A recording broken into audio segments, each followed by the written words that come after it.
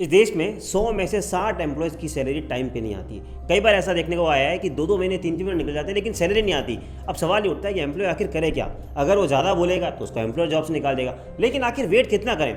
खैर, हम आपको आज इसके पीछे का कानून बता देते हैं। फॉर एग्जाम्पल, अगर आपकी सैलरी 24,000 रुपये तक है और अगर आप पेमेंट ऑफ वेजेस एक्ट की डेफिनेशन में आते हैं, उस कानून के मुताबिक आपको अगले महीने की 7 तारीख से पहले सैलरी मिलनी चाहिए। और अगर आपकी कंपनी में अगर सपोज 1000 से ज़्यादा लेबर है तो उस कंडीशन में उनको 3 दिन और दिए जाते हैं, यानी 10 तारीख से पहले उनको सैलरी आपको करनी पड़ेगी। और अगर वो ऐसा नहीं करते हैं तो section 15 of payment of wages act के तहत आप लेबर कमिश्नर के पास उसकी कंप्लेंट कर सकते हैं। वहीं अगर आप इंडस्ट्रियल डिस्प्यूट एक्ट की डेफिनेशन में आते हैं, यानी अगर आप एज एम्प्लॉई है वहाँ पे जहाँ कोई मशीनरी काम है, तो उस कंडीशन में आप उस एक्ट के सेक्शन 10 में लेबर कोर्ट के अप्रोच कर सकते हैं अगर आपका एम्प्लॉयर आपको टाइम पे सैलरी नहीं दे रहा। और सपोज अगर आप इस दोनों एक्ट में नहीं आते हैं, आप कोई मैनेजर की पोजीशन पे या कहाँ आपकी सैलरी 24,000 से ज़्यादा है, तो आप कुछ नहीं करके एक लीगल नोटिस भेज सकते हैं अपने एम्प्लॉयर को और अल्टीमेटली सिविल कोर्ट में एक रिकवरी का दावा भी डाल सकते हैं। और ऐसी कानूनी अपडेट्स जानने के लिए फॉलो करें लीगल शॉर्ट्स को।